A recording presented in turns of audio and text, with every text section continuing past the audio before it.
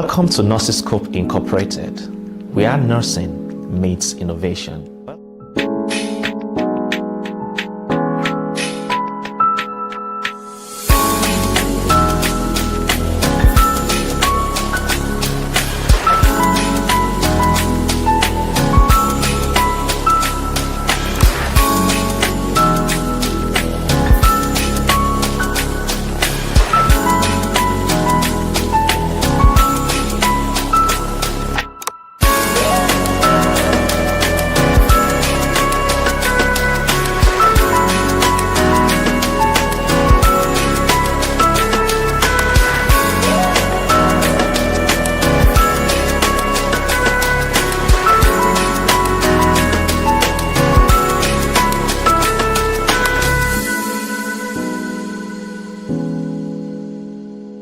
Welcome to Nursiscope Incorporated, where nursing meets innovation.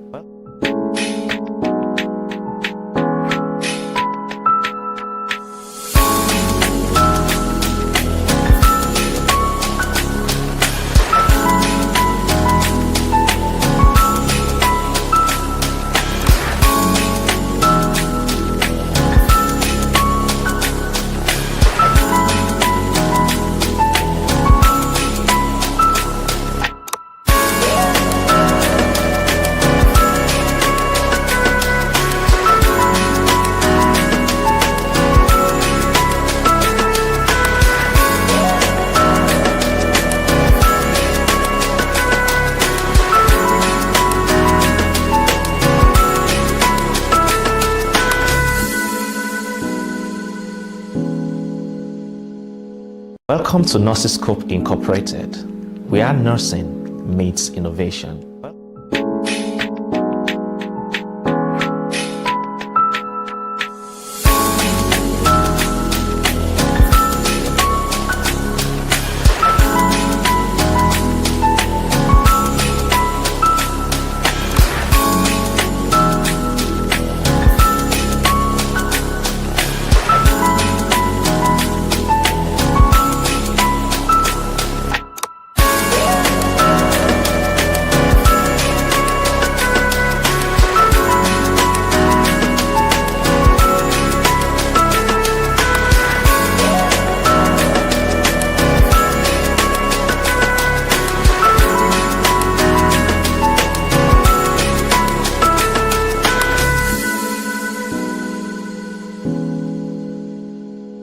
Welcome to Nursiscope Incorporated, where nursing meets innovation.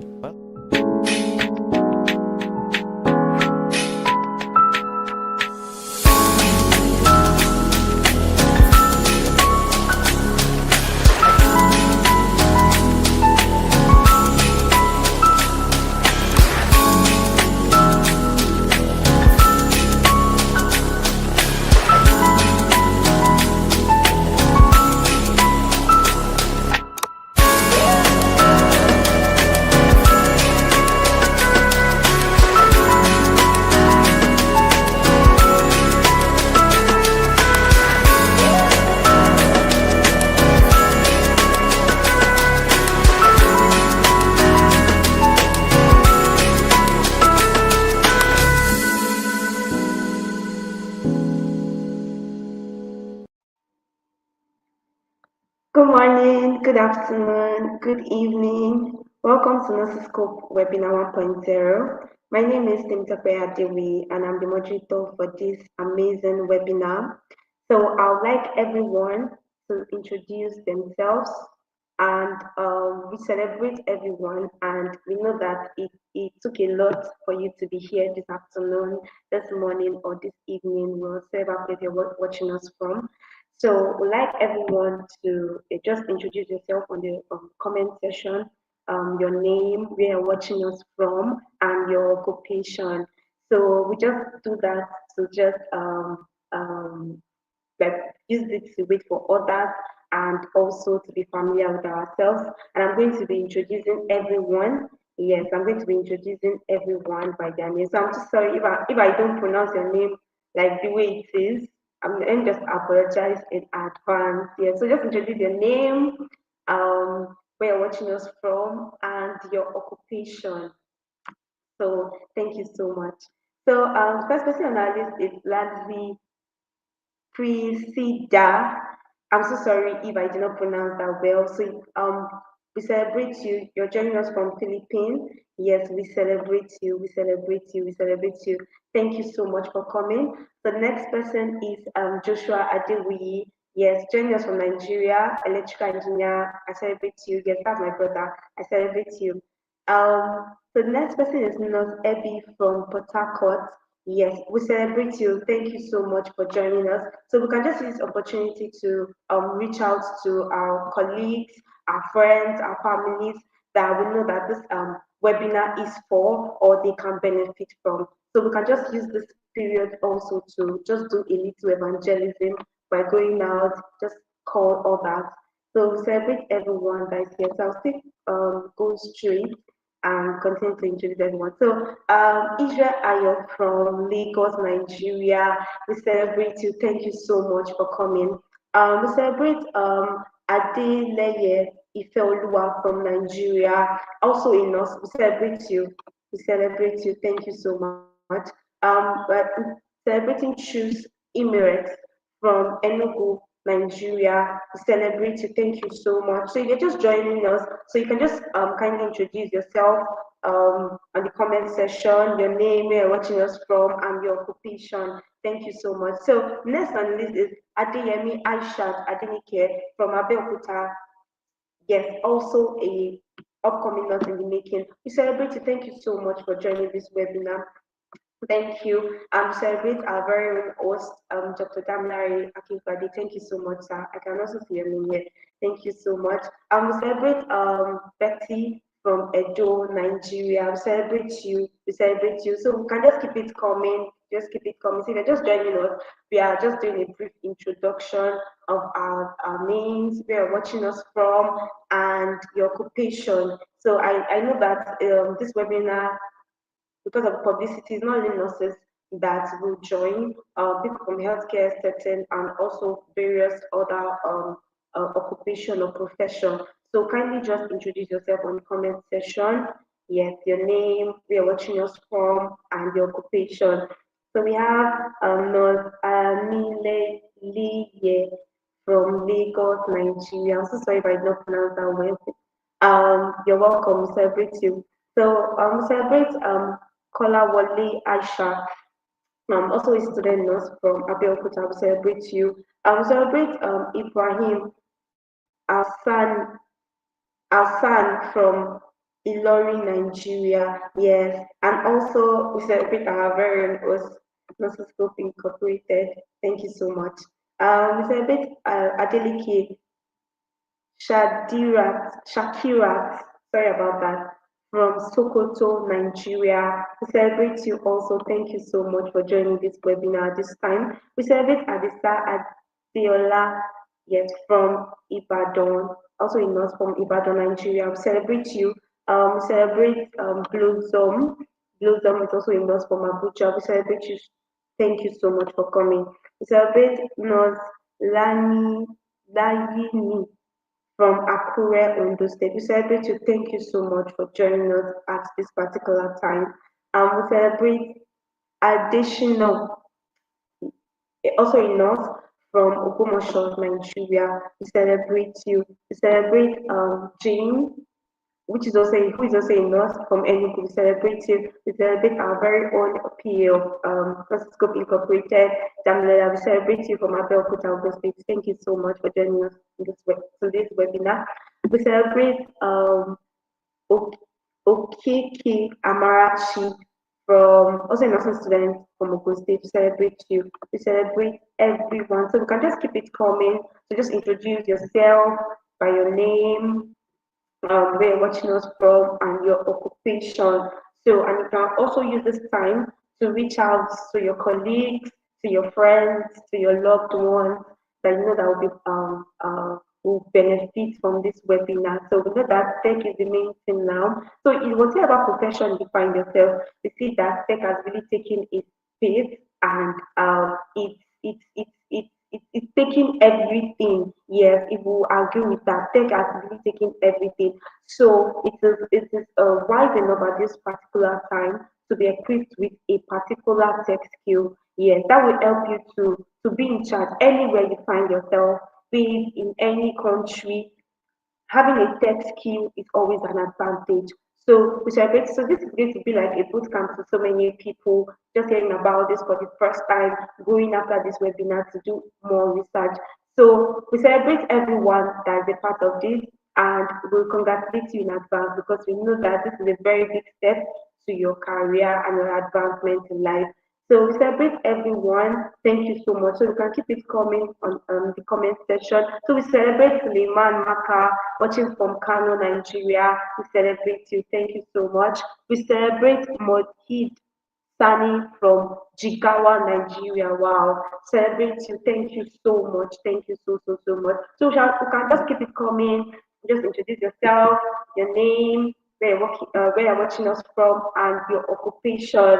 We celebrate everyone. So kindly reach out to your families, to your friends, to anyone that you feel that okay is going to benefit from this webinar. So that we can also get the light. So there's one thing to have a light, and there's one thing to spread it around. So that's being able to be your brother's keeper, so having an information and sharing it across board. Yes, that's what makes you a complete someone that cares about his next neighbor. So you can just spread this out, just share the link, share the it's all over our social media. So just take it, just share it to your family, to your friends, so that they can also be part of this amazing webinar. Thank you so much. So we're still expecting more live comments. Yes, we just have a few minutes to go with this. Then we dig into where we are. So we have Nurse Amal Temtope from the United Kingdom. Celebrate you, Ma. Thank you for joining us in this webinar. We also celebrate Nurse Adeyeye Josephine from Lagos, Nigeria. Wow, I celebrate you, Ma. Thank you so much for joining us today. I celebrate Abdul Salam from Abeokuta, also in us. I celebrate you. Thank you so much for joining us. So I celebrate us, Ojo, yes, from Akure. I celebrate you. Thank you so much for joining us in today's webinar. So I celebrate us, Ogubeyuro from Ogumosho, Oyo State, Nigeria.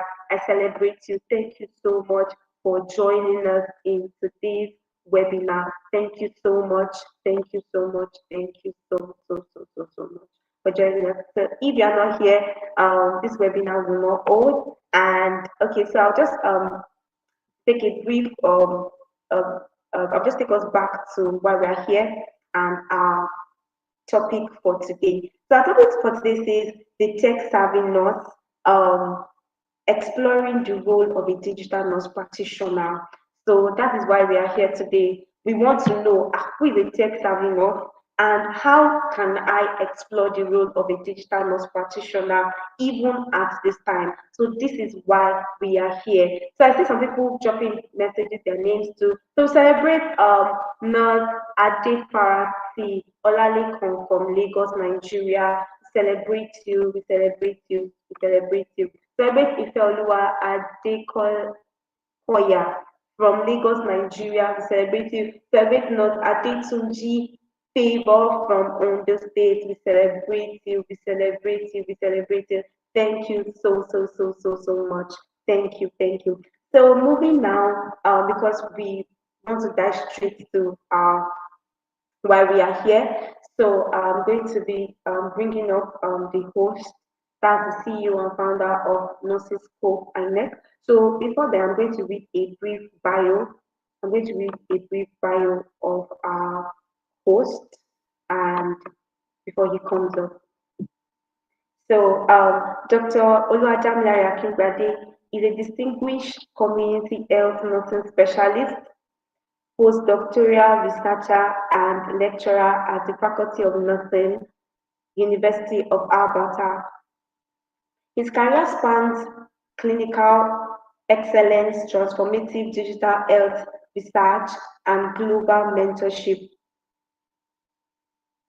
With academic roots in Nigeria and a PhD in the Chinese University of Hong Kong, his award-winning research has focused on innovative mobile health solutions for breast cancer care.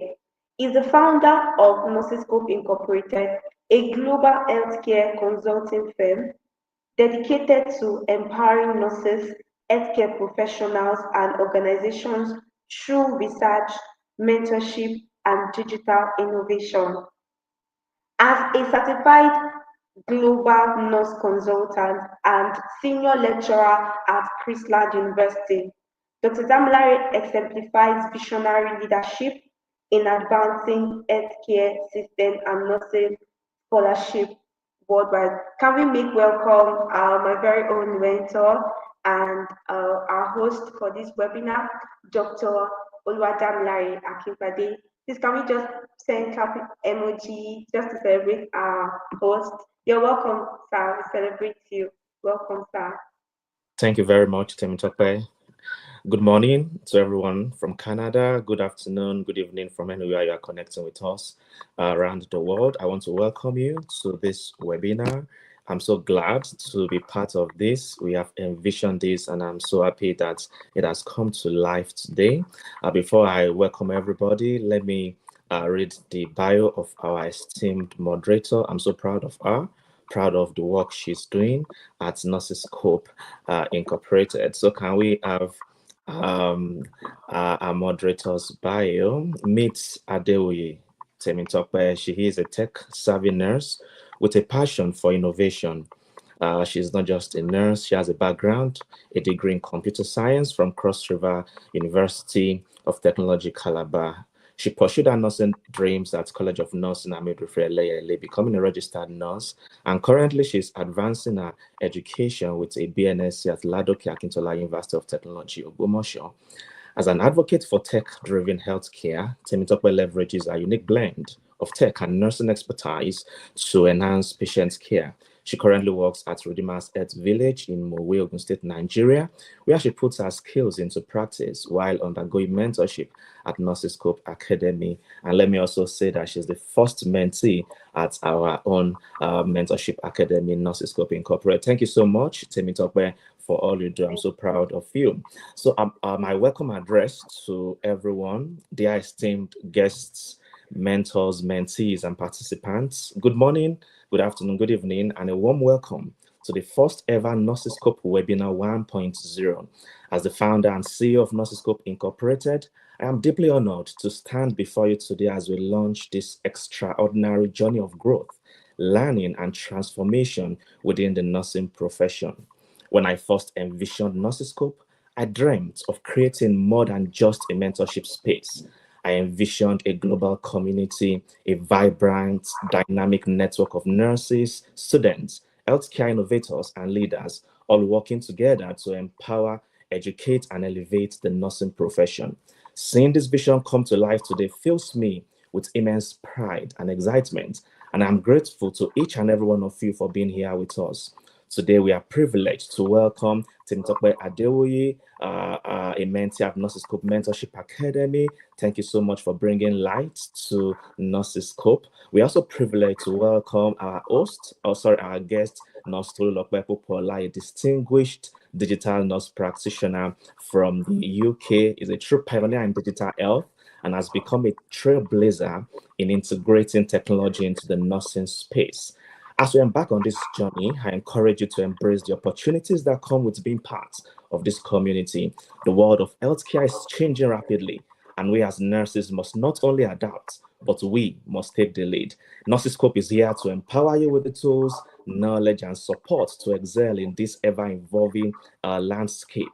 Whether you are an aspiring nurse or a seasoned healthcare practitioner, this platform is here to elevate you to new heights. Let's be inspired, motivated, and encouraged by the incredible minds gathered here today. This is our opportunity to rise as a collective force. Thank you for being part of this journey. And once again, you are welcome. Thank you so much, sir. Thank you very much. Please can we celebrate once again our very own CEO and founder of Nursiscope Incorporated. I'll just say something brief about my mentor. My mentor is someone that sometimes I just wonder how he's able to just like have my time and do a lot because I know that my mentor is a very busy person. But one thing I discovered is that he has a passion. He has a passion for innovation and also research. So what drives him continually, I see the passion. So even when he's tired, even when it's not convenient for him, he has other things, he's a lecturer, you know how that can be and everything, but you still see that he's putting out everything that he has. So we just please can you once again just celebrate my mentor, Dr. Oluwadamilare Akingbade. Can you just celebrate him in the comment box? Thank you so much, sir. We celebrate you. We see all you're doing and we appreciate you. Thank you so much, sir. So moving to why we are here.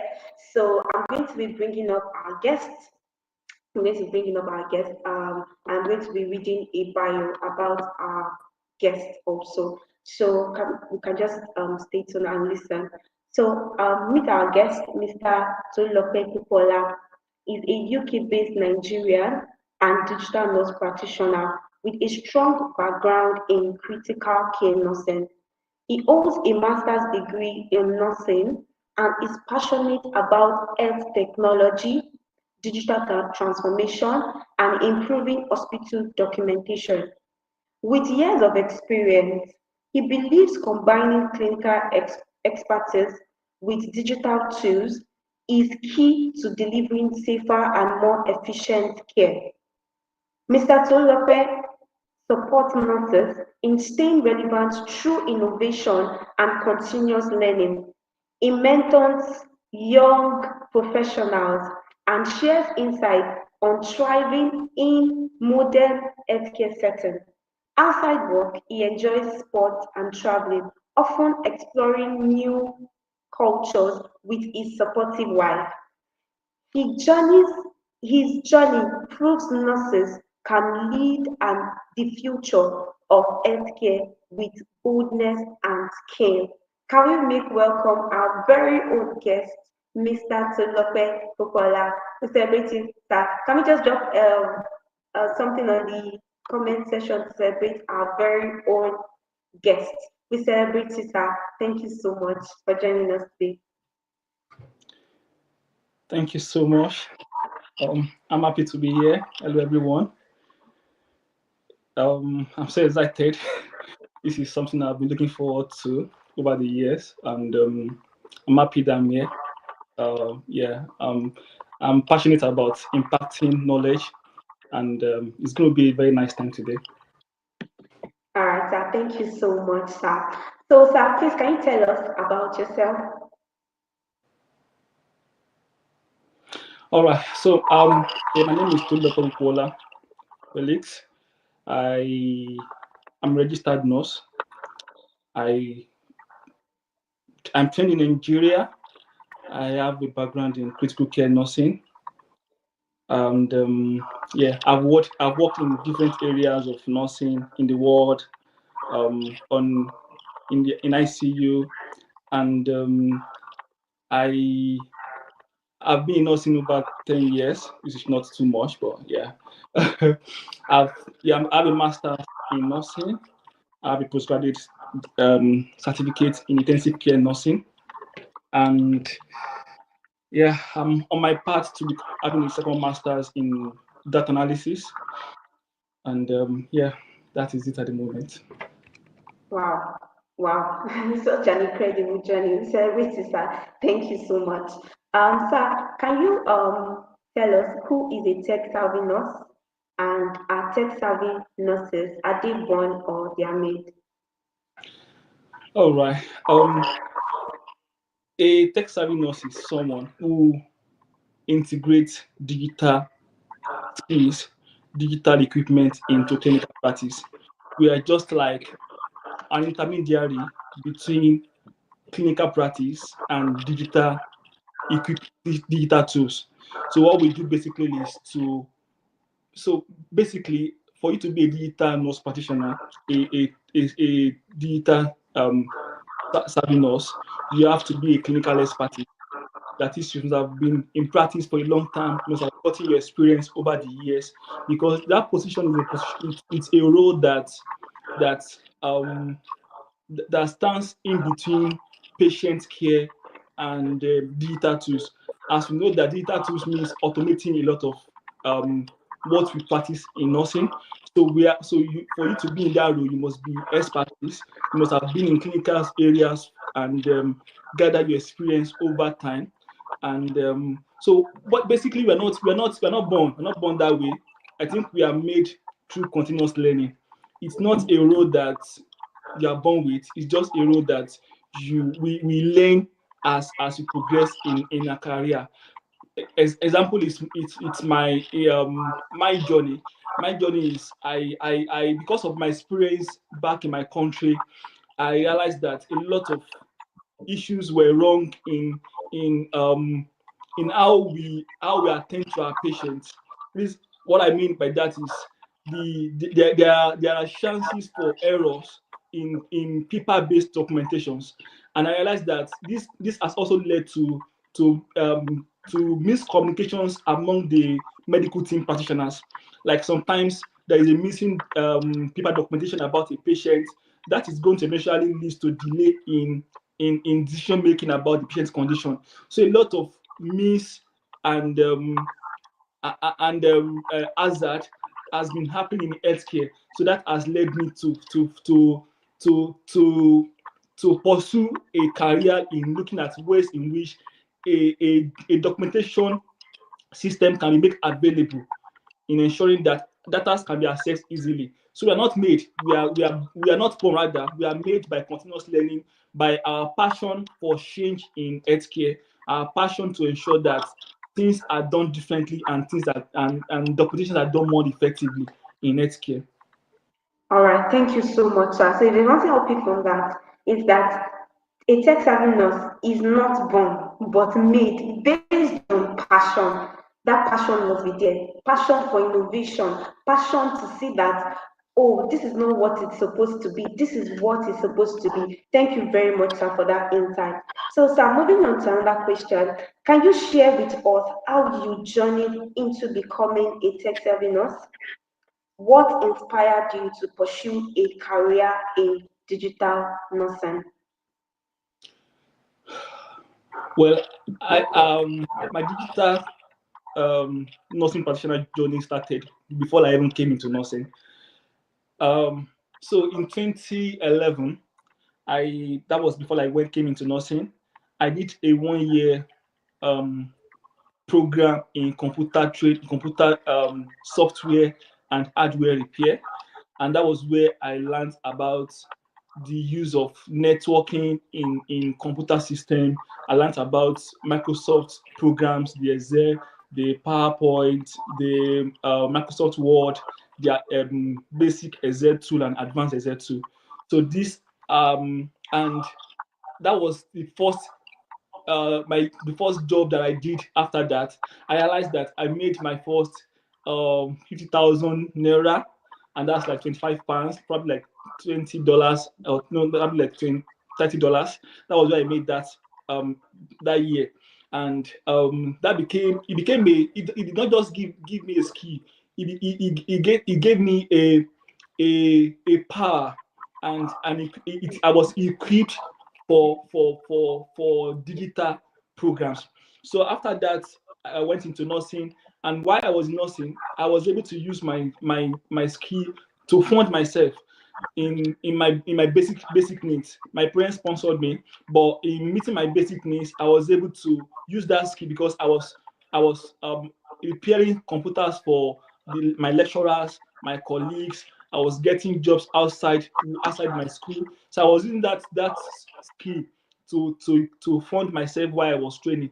So on becoming on me becoming an intensive care nursing, when I got to intensive care nursing school in Abuja, Nigeria, one of the things I realized is that nursing is more than what I have been doing. I started seeing equipment. I started seeing a lot of digital a lot of digital tools that are being applied in intensive care nursing. And I felt like, oh, this is what I have been looking for. This is what I'm so passionate about. So I did my research in intensive care nursing about the use of computer science, computer tools in intensive care nursing. And that became a stepstone for me becoming a digital nurse practitioner. So I'm coming to UK. I also went into intensive care nursing because I'm passionate about intensive care nursing. But I realized that what the passion I have in intensive care nursing is basically how we're able to implement those tools, those equipment in ensuring safety and managing those complex conditions. That was what I saw that interested me in intensive care nursing. I love the job itself, but I find it more passionate about those equipment, how we're able to migrate them, how we're able to use them in attending to those patients. So that was what gave me that was what helped me in my passion. Then when I moved, I changed my job, and I realized there's a position in digital nursing. I applied 2 years ago. I didn't get the job, but I keep getting my knowledge. I keep doing a lot of programs. I did some advanced courses in Excel. That was on YouTube. So I keep equipping myself, and on getting this job, it's been amazing because I feel like it's something that I've been passionate about. It's interesting when you look at it, but there's a difference between being interested and being passionate about it. So I feel like this is what because I'm able to solve people's problem. I'm able to speak with nurses, able to use my clinical expertise because I've been in clinicals for a long time. I'm able to use my experience over the years, and being able to use that and look at what tool will be beneficial to the nurses, to the doctors, to all the medical teams, and how can we implement it to ensuring safety for the patient, to ensuring that the patients their diagnoses we help in decision making analysis over time. We help in reducing the time in using patients in writing their documentations and mitigating data. So that has been my journey over the years.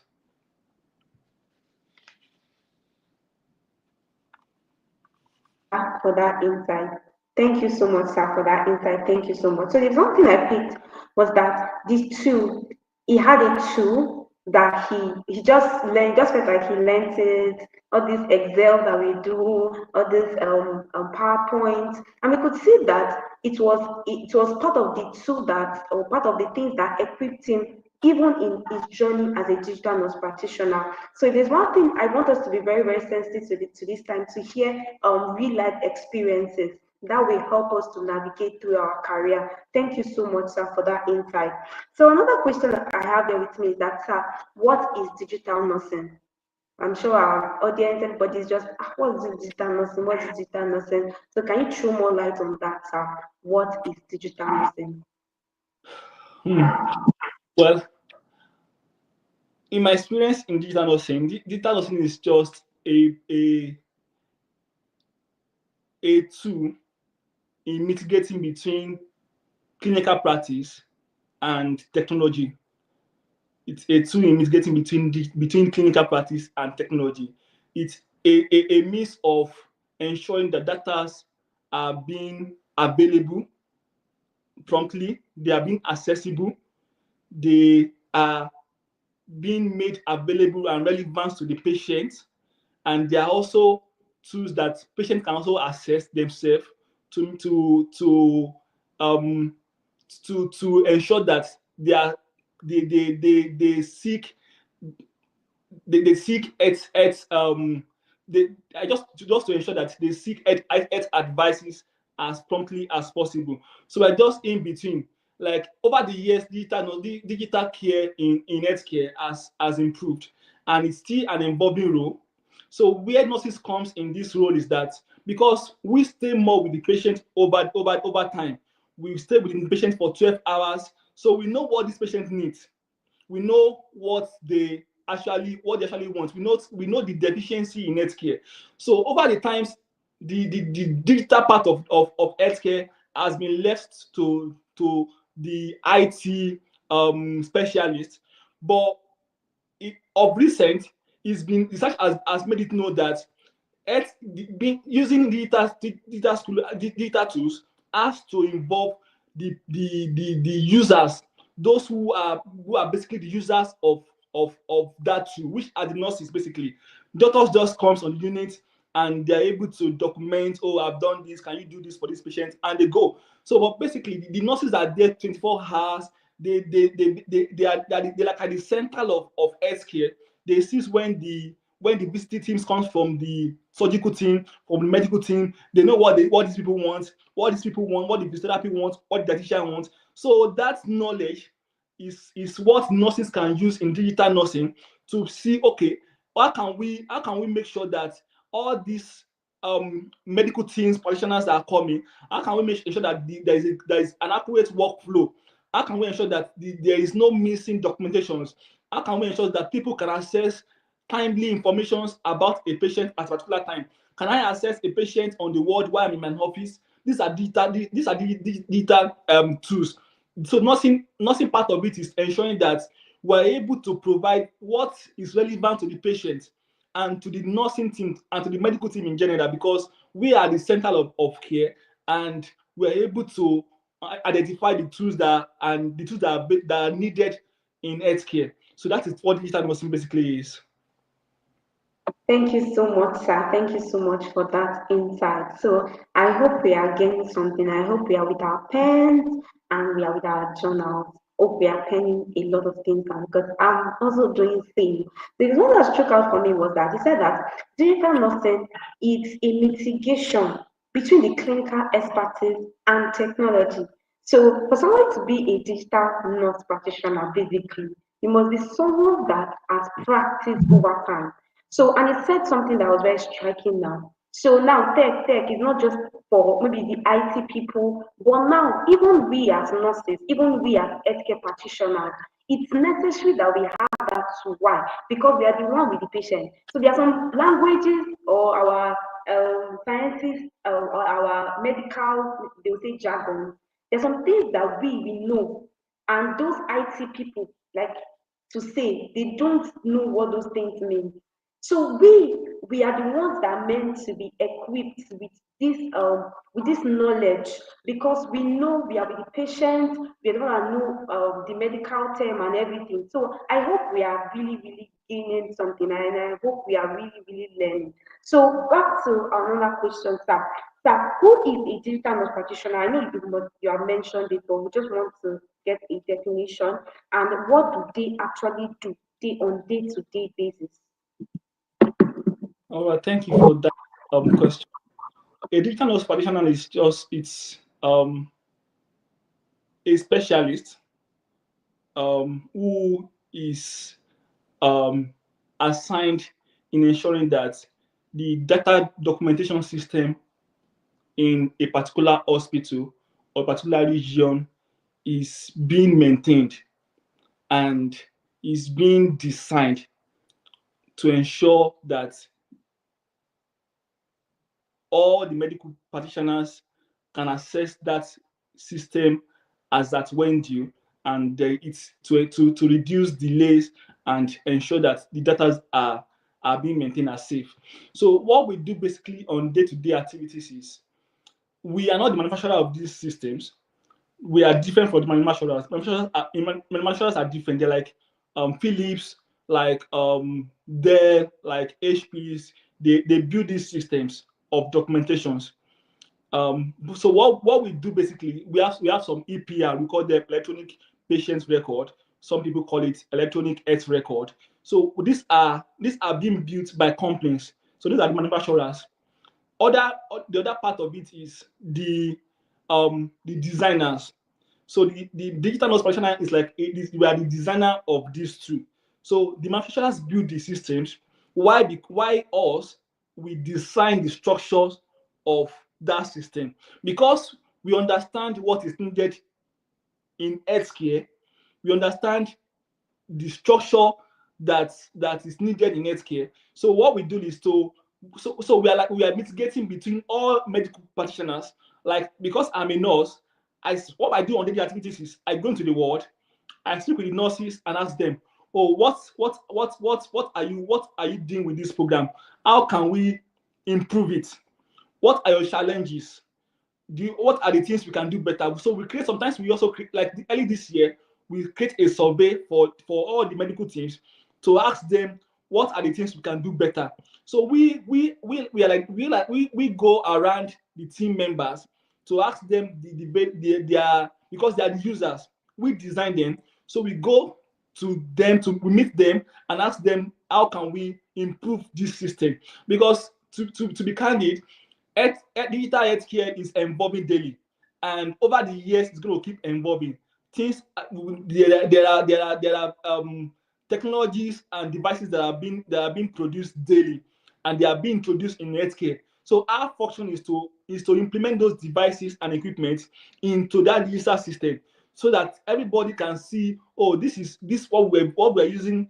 So we're like, so what basically we do is, for some trusts, they move from paper based to system based.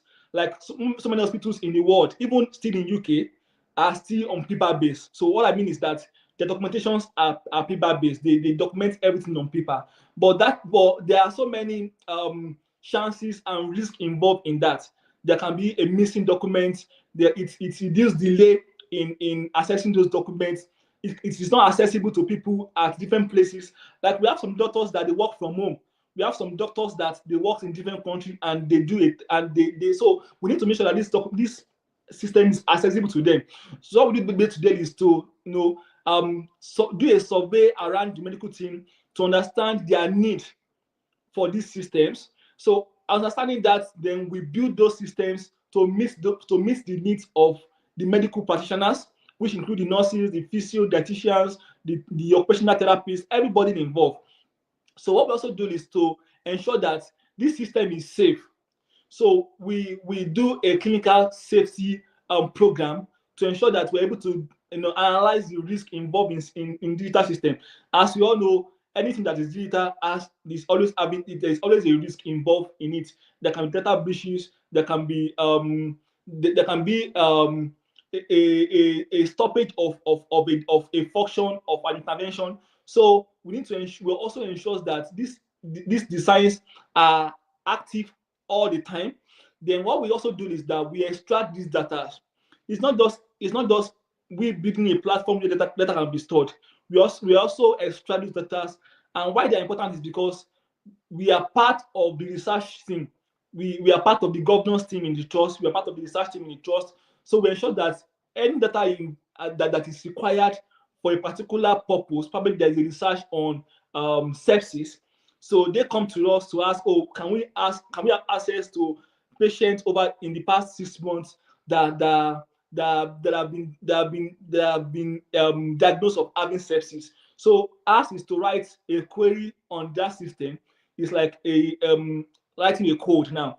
So ask is to write that code on that system and ask is to extract those data and every information we are needing. So we are part of the research team. We also ensures that we solve people's problem. One of the things we do is that we seek problem and we solve them in advance. We don't wait for those problems to occur. We try and see, oh, what this system I'm building, this software I'm building, this application I'm building, what are the possible problems that can occur from it? So I look for those problems and say, okay, this might be the problem, this might be the risk. Then I look for a way in mitigating that risk and solving it and preventing it from happening. And if it happens eventually, if it's something that I'm not able to solve before it happens, how can we prevent it from happening henceforth? So these are the things we do on day-to-day basis. Thank you so much, sir. And I hope we are learning. They're just joining us. So we are practically like learning who a digital nurse practitioner is and it takes care of us. So I want us to stay through and I really want us to pay rapt attention. So I'm going to be asking like about 3 questions all together so you can just answer everything together. So what qualification do you need to be a digital nurse practitioner? Are there specific certification? That's what skills should I have if I want to become a digital nurse practitioner? And do they work remotely, hybrid, or on site? Thank you, sir. Well, the skills involved to become a digital nurse practitioner is, I would say, the basics one needed to get to get in such position is basically your Excel basic and advanced knowledge. In Microsoft Excel, there are functions. Most of the hospital systems are designed from the basics and advanced of Microsoft Excel. So when you look at Microsoft Excel, it has some advanced functions where you can input data, where you can extract data. It has functions for you to build structure in within Microsoft Excel. So basically, what this case is for you to be a digital nurse practitioner, I feel like one of the things you need to have a basic and advanced knowledge of Microsoft Excel, and to go higher is having skills in a data analysis tool such as SQL.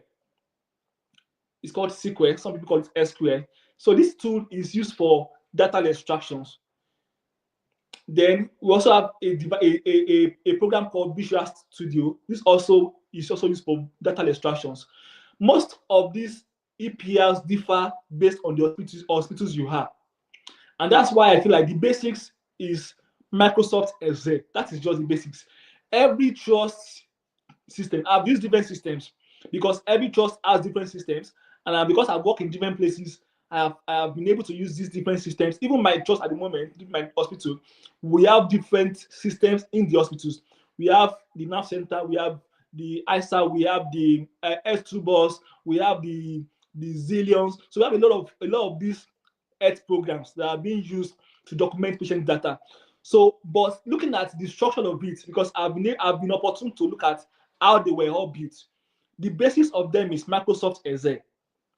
If you are able to have a good advanced knowledge of Microsoft Excel, and these courses can be done, I'm going to be introducing some areas where you can get these courses done. There's a website called Coursera, Coursera. So if you can sign up on that program, they have so many courses that are available for Microsoft Excel basics, advanced.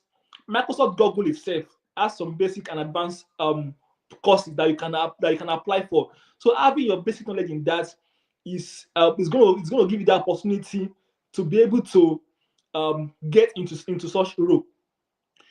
There are so many other skills, but I won't say they are necessarily needed for you to get into that role. Reason being that a lot of hospitals, as I said earlier, a lot of hospitals use different tools in documenting their patients' data. So you have to be trained on how to use those tools by the manufacturer company of such system. Like in my trust, we are using the nerve system at the moment, nerve center. Next year we are moving to EPR, and some other trusts use the Senna. So these systems you have to be trained in using them. But the basic skills you need to be able to give you a good foundation in acquiring this advanced knowledge is your Microsoft Excel knowledge and your data analysis skills, like learning SQL. So you can one platform you can learn SQL is MySQL. If you go on Google and you type MySQL, you can learn SQL data analysis from there. When I was coming to this program, I had to attend a 8 hour course on YouTube about SQL data analysis. So learning that will give you an advantage in securing jobs in digital nursing. There are other areas like leadership programs, leadership courses, because this position is not a junior position. I would like to say that too. It's not a position that you coming into nursing can go into, because it requires a level of expertise, because you are getting between all the medical practitioners in the hospital, in the trust. So between the professors, the doctors, the other professionals. So because they are all coming to you to pour down their problems on you. So you're expected to have been in practice and probably gather some experience over the years to be able to have that confidence and boldness to to speak at that level, to relate with them at that level. So, but this is not a barrier. It's not a barrier at all. I feel like if you can dedicate a year or two in getting that knowledge and in ensuring that you're also equipping yourself in your clinical practice and getting leadership skills. That's another thing I'm going to put out. Getting the leadership skills. Like if you're in the UK, if you go on NHS UK, NHS England, there's some leadership skills you can get from there, like Mary Sequel, like what was it called now? Florence Nightingale Foundation, Edward Jenner. These are leadership courses that you can attain because it's a leadership role. What we do is, we are educating, we are training other staffs, we are training the consultants, we are training the doctors, we are training the other medical practitioners. So you must have leadership skills, which over the years you have learned by attending leadership courses. And that area is I've talked about digital skills, leadership skills, then project management. You can also do some project management courses as well. This also enhance, because what we do basically is project management. Like in my class at the moment, we are looking at bringing out a new EPR next year. It's a project, so you need to understand how do we manage this project. What do we do pre-live? Pre-live means before we go live. What do you do when you are going live, and what do you do post-live? These are the things. So project management courses will also enhance your ability to secure jobs in digital nursing as a digital nursing practitioner. Thank you so much. I don't know if we really got a lot. I got a lot and I've been jotting it down. So one thing that I guess said that was profound was having a skill in Excel. Please, I know some people will say they have a skill and all of that. So please don't throw away those skills. Those things that we feel that, okay, I can just play around with. Can we say that it's actually a foundation to building something very, very huge? So right now, we're going to be going on a very short break. And so when we come back, we'll continue. So kindly just stay tuned because it's going to be like a maybe 1 second, 2 minutes break so that we can come back and so we can be refreshed. So we can just stand up, stretch our legs and come back. Thank you so much.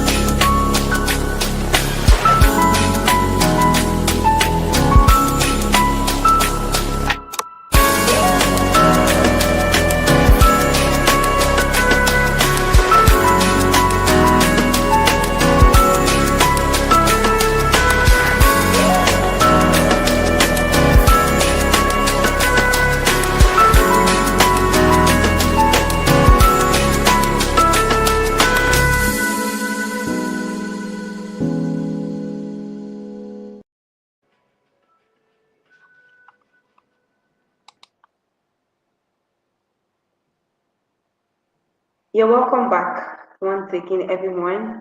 Um, so I would like us to drop our reflection. What have we been learning? The lessons learned. So we can just drop it on the comments. So if you're just joining us, okay, we are using YouTube, so you can always go back to them because really we've actually had a lot of knowledge and insights so far. So before we went on a short break, what we're talking about who a digital nurse practitioner is. And we learned that a digital nurse practitioner, they're not the manufacturers, but they are the ones that design the structures because they are the ones with these patients. So whether being a nurse, a doctor, but specifically focusing on nurses now because it's the nurses that are actually with the patient. Though I know that other practitioners are here, and you can also gain one or two things from this webinar. So, and we also learned before we went on a short break that the skills for building how to become a digital nurse practitioner, what are the skills that you need. So, guest spoke about MySQL, for the analysis part, and also Excel.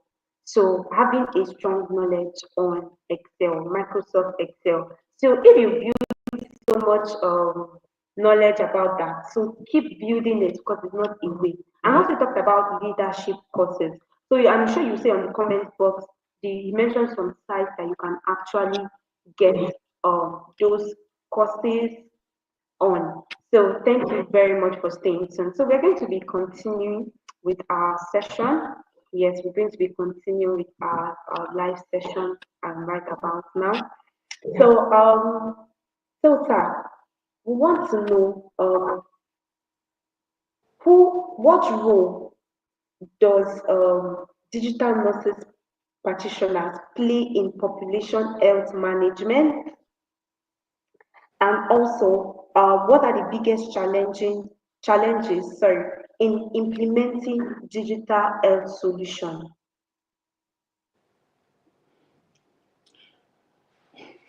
Thank you so much for that question. When it comes to the health population management, one of the things digital nursing or digital carers involved, one of the areas that's involved over the years is that it enables us to be able to identify risk as early as possible. Like we're able to trace patterns, we're able to um, identify risk earlier than it used to be. Like when during COVID, um, digital nursing really helped because one of the tools in which I use at the moment is that we're able to track how many nurses has looked after a patient. If you had to, probably a patient has been in the hospital for 60 days, and you want to look at how many nurses are looked after that patient, it's going to take you a long time to be able to see, oh, these are the nurses that look after this patient. But with the digital tools being introduced in healthcare, we're able to trace how many nurses, how many doctors, how many medical teams has been in contact with such patients. So it enables us to be able to identify patterns.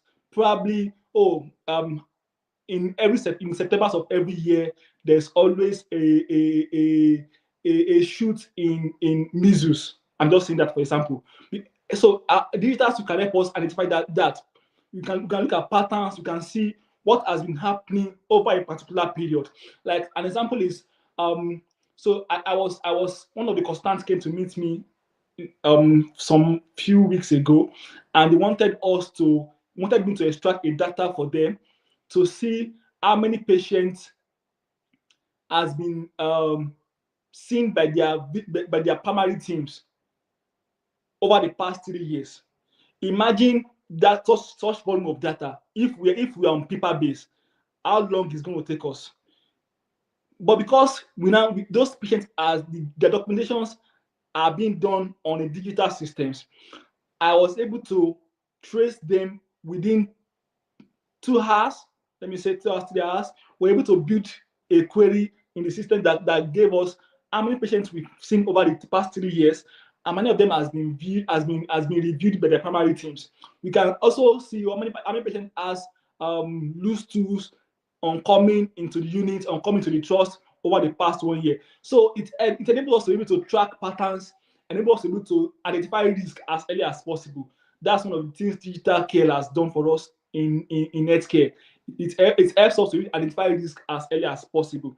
I'm not sure what the second question is. Can you repeat that, please?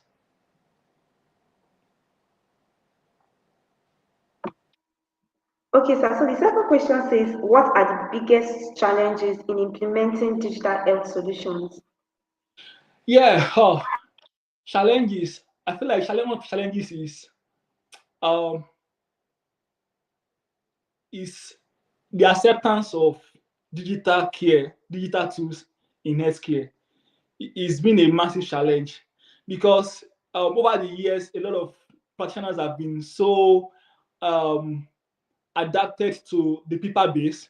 So it's quite challenging to transfer them, to teach them.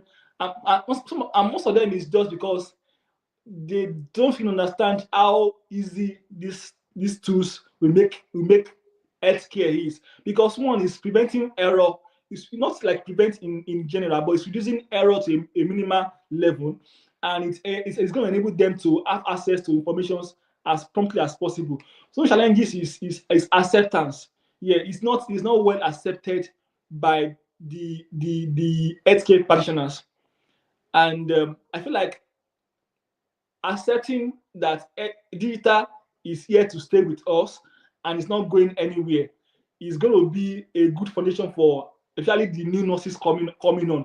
And even those who are still in practice, those who are looking at staying in practice for the next 10 years, 20 years, 30 years, 40 years, accepting that digital digital tool has come to stay and is going to keep evolving in the coming years to something that will start seeing robots. In fact, it's already happening with us. In my trust at the moment, we're already doing robotic surgeries. So digital tool, we're already implementing AI tools in digital systems. So it has come to stay. So one of the challenges we have over the years is unacceptance by medical teams. Another challenge that we are facing in digital care is that because it's an evolving role, there is little knowledge, there is little resources available in this area. Until I came into this profession and I started meeting leaders that have been in these professions for probably 3-4 years, I didn't know the resources that are available in hand, and that's why I'm so excited that before these programs, and I'm still going to give out some resources, especially if you're in UK, that are available for you to access. Believe me, these resources are not, it's not something you can see anywhere, because until you're in the program, there's some programs in digital care that until you are already in this line, you won't be able to access. So having this program, having these sections, coming into these webinars, you are receiving this free knowledge that some of us do not have access to until we came into it. And because it's an evolving role, so there are not so many resources available out there. So the challenges that's one of the challenges. Resources are not available out there. And another challenge we have um, is the internet base, because digital tools are still dependent on the internet. I mean the network on which the server on which it was built. So if you are in a country in which in the network, the internet is not too good, then it might be a challenge, because a downtime in this digital tool might lead to standstill in patient care. It's going to lead to a lot of risk for the patient, because those who are supposed to have access to these digital the systems can't have access to them. It's going to delay their decision making on a patient. It's going to delay patient from receiving the care they're supposed to receive, which might eventually lead to hazard and probably leads to harm on such patients. So these are challenges we are facing at the moment in digital care.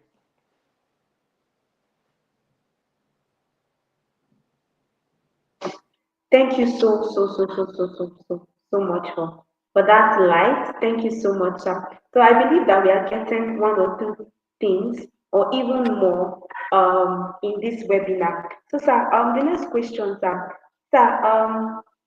how can a digital nurse practitioner enhance patient engagement? That's the first one. How do you see digital nurse practitioners impacting patient outcome? And also, sir, if you can, we'll be happy if you can give us a step-by-step way on how to become a digital nurse practitioner. Thank you so much, sir. All right. Let me start by saying something that I didn't say earlier when I started this webinar. Digital nursing basically involves different positions and different roles. Like the position I am at the moment, it's what some people will term as clinical information specialist. So what we do is to build the systems, to build the structure, and to educate others, educate and train people, the medical practitioners that will be using the system. So we train super users. So if there are other areas of digital nursing that you can also venture into. Another area is virtual ward nurses. So what they do basically is they're like remote monitoring nurses. We have them all over the world, especially in the UK. We have in the UK, US, Australia. We have remote monitoring nurses. So what they do is that they don't see patients on the ward. Their patients are virtual. Like if you have a patient that's probably that is hypertensive and is being discharged home, so they're being placed on drugs and we have to keep monitoring them.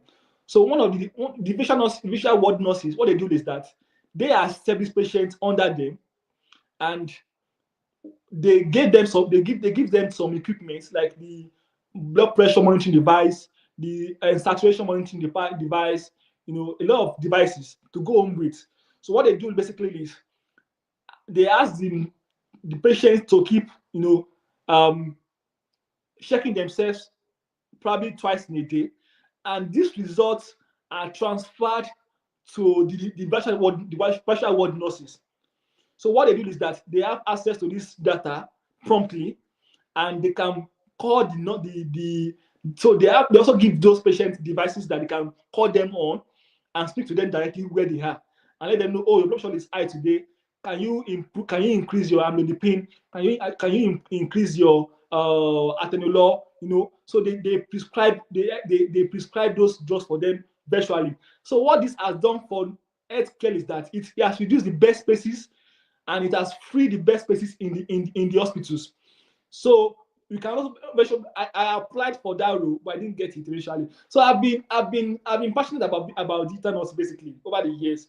I've applied to so many roles in digital nursing, which I'm going to be sharing with you as well on this webinar. So virtual ward nurses. So if you are anywhere in the world and your country has improved digitally, you can look for a virtual ward nurses role, whereas you don't have to see patients face to face in the world. You just have your computer, and you can see patients' information on your screen and speak to them wherever they are. Try to see the result see the result of data as is being transferred from the patients to your screen. So it's a role that it's also accessible for nurses as well. We also have roles like e-learning nurse educator. So what they do is that they build e-learnings. If you're in UK especially, you know that there are a lot of e-learnings that we do on yearly basis. You do your e-learnings on BM, e-learnings on transfer of patients, e-learnings on medications. So there are nurses that build these e-learnings. So they are called e-learning nurse educators or e-learning nurse trainers. So you can also venture into that role. I feel like one of the things to help, I feel like one of the problems we have as nurses is that we don't have access to this information and we don't know where to seek them. So let me say one way to seek this knowledge is one, having access to the information, which we are doing at the moment. The other part of it is you seeking those who are already doing it. Like in every trust, in every hospital, there are people that are already doing these roles. So one of the things that helped me as well was that when I was coming to digital nursing, I went to meet those who are already doing it in the trust, and I spoke with them. Oh, how are you doing these things? What has happened? I went to visual ward nurses. I went to meet them and ask them, what are the things you do here? You are allowed to shadow them. Every hospital permit, I'm not sure which country you are, but I think that there is a privilege for you to shadow people that are already doing programs that you are interested in. You can just send an email to them. Oh, I would like to come to your place tomorrow to shadow you on what you do. I just want to see what you do. So going there, we give you that knowledge of, oh, this is what this role entails, and this is what they actually do, and you can see if it's what you want to do or not. So e-learning, that's one thing I'm also passionate about. Building e-learnings, because a lot of e-learnings are available for nurses, and these are being built by nurses as well. So you can be part of learning. You can be part of those who build such tools that everybody is using. E-learnings are available for doctors, for physiotherapists, for nurses, for everybody. But nurses are part of the people that build those e-learnings. So, and every trust has, trust now in UK, we use trust. So every trust has roles that nurses are included in building these e-learnings. Then there are other roles like super users. So these super users, they are trained to train others. So you can start by becoming a super user. Like in my trust, we are launching a new PR next year. What the plan is that we're going to be training super users. So these super users will be trained on each unit, and they will be liable to train others. So you can start by becoming a super user. Like if your trust is probably saying, oh, we are building a new system, we are building a new system for this ward or for this unit or for this trust in next 1 year, you can volunteer to be a super user. That okay, I want to be a super user. Can I volunteer? So that gives you an opportunity to have access into how these things are being done. You be a user, you become a trainer and educator to your colleagues and to other people. So that will enhance your knowledge as well because at least if you start with that, then you can from being a super user, then you can start becoming somebody who design those structures as well as being a clinical information specialist. Then we also have areas called clinical safety officer. So for every hospitals, for every systems that are being built in every trust or in every hospitals, there's a particular role called a clinical safety officer. So what they do is that they want to ensure that this system is safe. Is it safe for you to go live? Have we tried to see what the risk can be for the patient, for the staffs? If anything happens, what do we do? If there's a downtime in the system, what do we do? Who do we contact? So the clinical safety officer, they ensure that the system is safe for the staffs that they're going to be using them, for the nurses themselves. So those are the areas in which nurses can venture into in digital nursing. So going back into the question, the question you ask is, how do we engage patients? So, and I'm going to use that first question my first answer now to answer this question. So, like being a virtual ward nurses, you are in relation with you are relating with the patient directly, but not on the ward. You can be in your home, you can be in your house, and just give them a phone call. Oh, Mr. A, I've just noticed your saturation is 86%, 87%, 90%. Can you increase your oxygen level to 3 liters? You are doing a timely intervention without having been with them on the ward. So you are engaging the patient in their own care.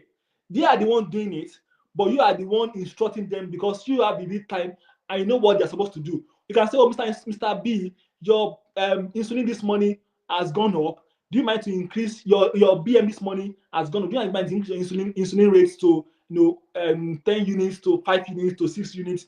So this digital nursing has helped us to involve patients in their care. That's one of the things. That's one of the key points. It helps us to involve patients in their care because they are being involved in their own care. So these are the areas in which we can engage nursing, which digital nursing has helped us. Because over the years, what we just do is that we just, oh, Mr. B, this is your medication, take it. That's what we do on the wards. We just say, oh, Mr. C, this is your, can I do your blood pressure for you? Can I check your vital signs? And we just get them, and we just do what we want, and we just leave them. But digital nursing has helped us to engage those patients in their own care, in the sense that they can do those things themselves, they can share their BM themselves, and you can get results in your own house or in your office and just call them on the phone. Oh, Mr. B, I found that your BM has increased. Can you increase your insulin? Can you increase your this medication? You know, and like that. So that is how digital nursing has really helped engage patients in their care. Thank you. Thank you so much, sir. Thank you. And I hope we are learning and I hope you are really taking note of a lot here. So please, I would like us to, on the comment section, just put out what are you learning? What is it that you've learned so far in this webinar? And also, we'd like you to drop your questions. So if you have any questions for our guests, you can just drop it there also. And please note that in Nursiscope, we offer mentorship for nurses to build a competent digital, that's as digital nurses, a competence in digital nursing.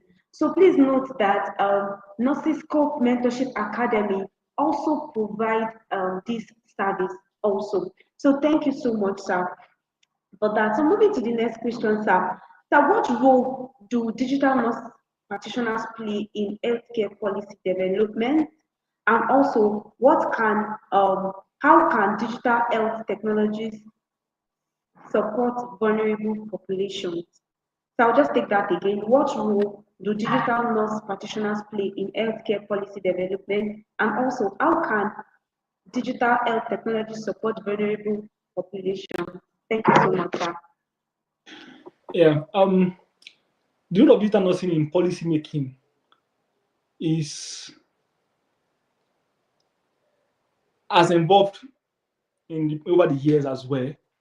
So basically, one of our function is that we aid in data analysis, and data analysis has helped in ensuring these policies are improved, because policies are being improved based on data that are available, and because there is now an easy access to these data and these data that are being stored.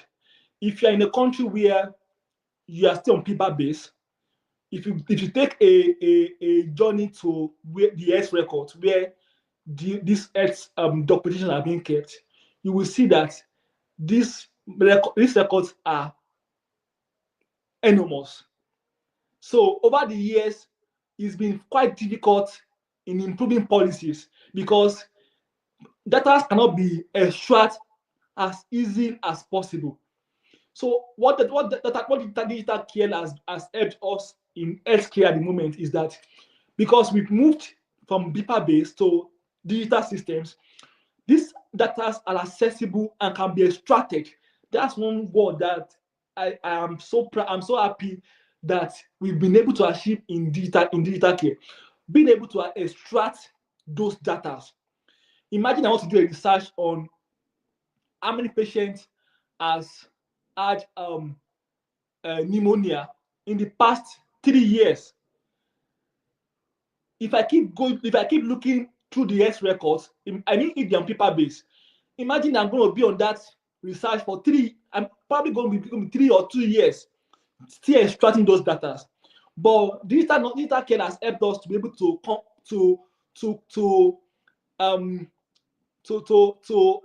give us the platform to extract this data in a very compact time.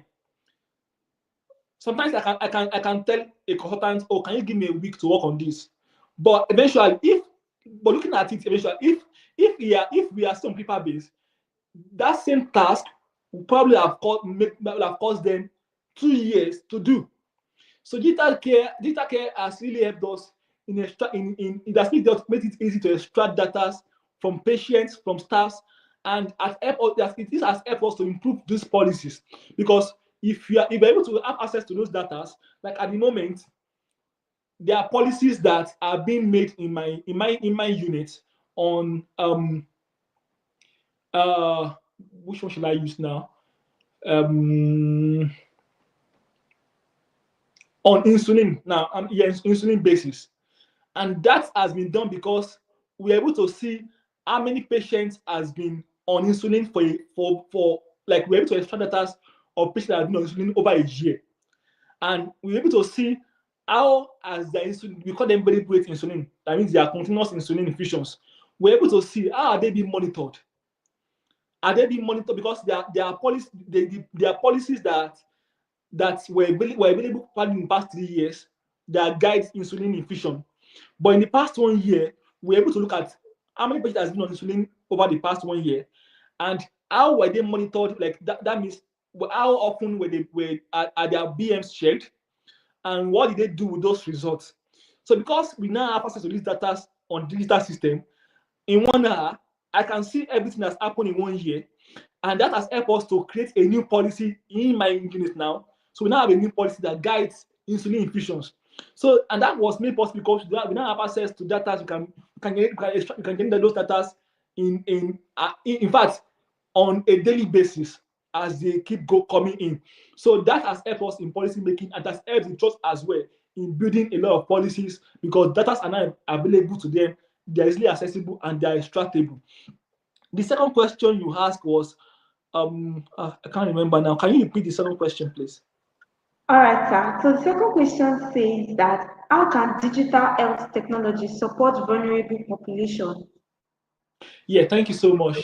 So vulnerable population, yeah, digital nursing has been designed in a way that wherever you are, you can still access health care.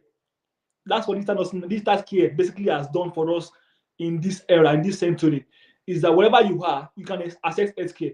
Like I was just in my home, was it last month? And just on my phone app, I was able to book an appointment with my GP. I was able to pick a date, select a time, tell them how I'm feeling, and I got an appointment. I think the following day, or was it on the following day or the third day, I got a call from my GP. I told them what is happening. I was prescribed a medication. I went to the pharmacy, picked it up, without seeing my GP face to face. And that's what digital care has done. So basically, people that could not access healthcare, probably they're in a remote area. Digital care has helped us to be able to access those. That has given us access to healthcare without having been able to move from one place to another to access them. So that is one of the importance of healthcare, that the importance of digital care that has happened over the years. Accessibility to healthcare. Those who are who would have been so difficult for them to access it, and now have been and now they now have access to it as promptly as possible. And then another thing is because another thing is digital care has helped us to be able to trace events and be able to trace the vulnerable people. So in the sense that if a baby has just been born and probably is a premature and is been discharged home, the digital system has been the one I use has been designed in a way that you can see that, oh, this patient has been discharged home, this patient is vulnerable, it still needs to be monitored regularly. So we're ensuring that nurses, the community nurses, are going to their houses to look at those babies, to look at how they are doing. We report to them. The consultant can see the reports. They can make some prescriptions. So everybody's involved now. Nobody's exempted. Anywhere you are, you can access health cares. People can be traced. People can be followed up. And these are the ways in which digital care has really helped healthcare in this era we are. All right. Thank you so much, sir. Thank you for that great insight. So we have some questions from the audience here, and I'll be able to pick some. And I want to celebrate my very own DNS Stanley Ekele. That's the head of department in DMAT LPH. I want to welcome you and others too that just joined us during this webinar. Thank you so much. So there's a question here for you, sir. It says that is there any form of confidentiality clause broken while working as a digital nurse, a digital virtual ward nurse? So I'll just take it again. Is there any form of confidentiality clause broken while working as a digital virtual ward nurse?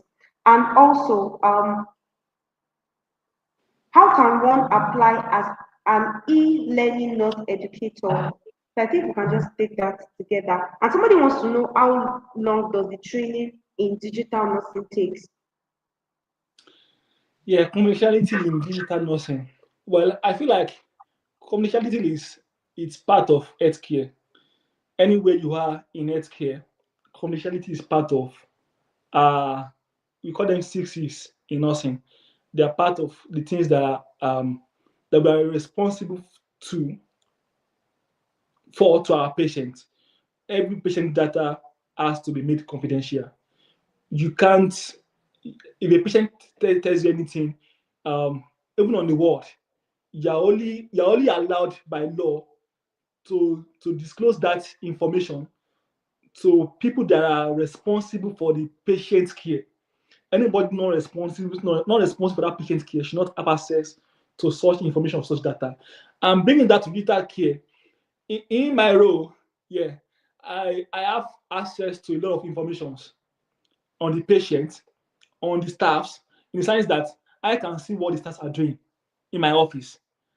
I can see what they've done and they thought they've erased. I have access to them. So, and that information is a very powerful position. That's why I feel like you must have, and that's why I was saying that you must have been, you have done on leadership courses, because you must be able to know what information am I to keep, what information am I to relate to escalate to people above me, and what information is confidential. Having access to patient data it's a very delicate position, because those data, if you're not careful, you are liable to whatever happens to it.